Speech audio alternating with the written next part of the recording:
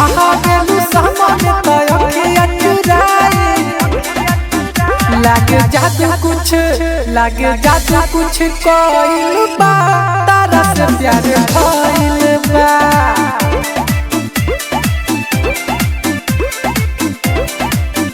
हमर दिलवा खो गइल बा, तारा से प्यार भइल बा।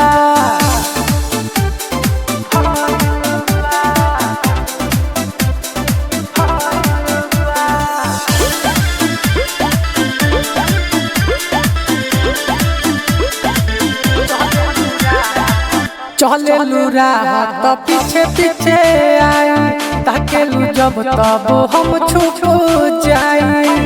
अरे ई कौन प्यार है?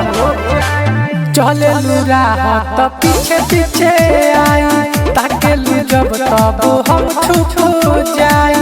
खिले लागल बगिया के फूला, रहिले खुश धुन हम गुन गाई।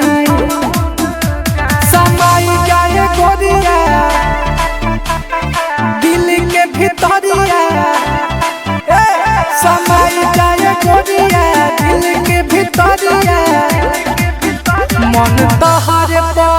मन तोहरे पर गइल बा, तारा से प्यार भइल बा।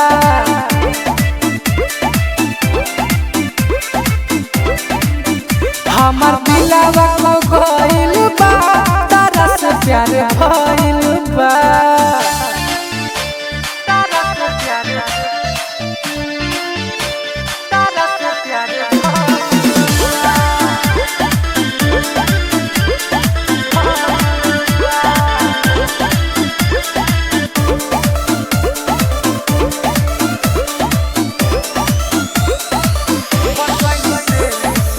बन गईनी प्रेमी तू बनी जा प्रीत हो, आवो ना मिल के गावल जाओ गीत हो। अरे आवो ना। बन गईनी प्रेमी तू बनी जा प्रीत हो, आवो ना मिल के गावल जाओ गीत हो। पहला अभिषेक परम तो के राम जी बनले तो हे हमारा लामित हो।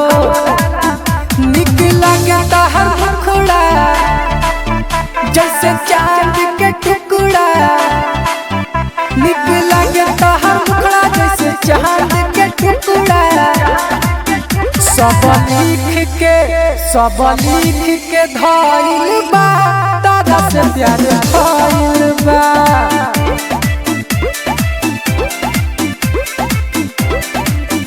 हमर दिलवा खो गइल बा, तारा से प्यार भइल बा।